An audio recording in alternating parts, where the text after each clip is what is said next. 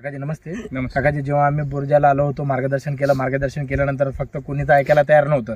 परंतु आपले मुंजाजी काकाजी, तुम्ही, विनोद भैया आणि आणखीन रघुनाथ चव्हाण त्यानं गव्हाल घेतलं. तुम्ही तिघांना हरभऱ्याला घेतलं. बाकीचे कोणी घ्यायला तयार नव्हते, तरी तुम्ही घेतला आपल्यावर विश्वास ठेवून. ऑलरेडी विश्वास ठेवून घेतल्यामुळं आजच्या तारखेला जी हे 25 डिसेंबर 2024 आज रोजी आपण हरभऱ्याला पाहायला आलो. तर आज रोजी आपल्याला हरभऱ्यामध्ये काय वाटतंय? पूर्ण नाव आपलं?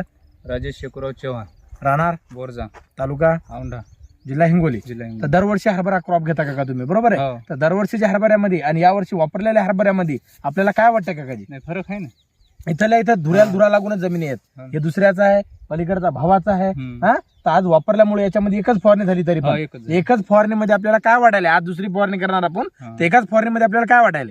लय फरक पडला ना त्याच्यामध्ये. हा, म्हणजे कशामध्ये फरक वाटायला तुम्हाला? फुटव्यामध्ये, फुलामध्ये, म्हणजे हे बघा आता वाडीच्या झाडामध्ये, फुटव्यामध्ये, हे बघा पूर्ण एकसारखं एक झाड आहेत.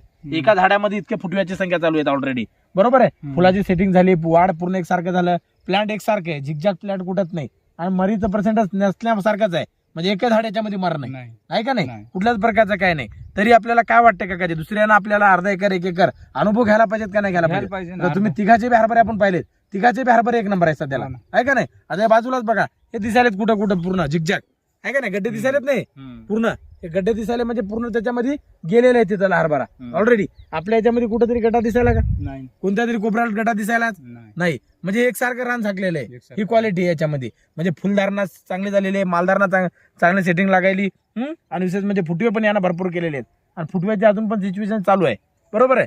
तर याच्यावरून दुसऱ्या शेतकऱ्यांना, तुमच्या पाहुणे रावणे सोयरेदारे ज्या ज्या गावामध्ये आहेत, त्यांनी वापरायला पाहिजेत का नाही?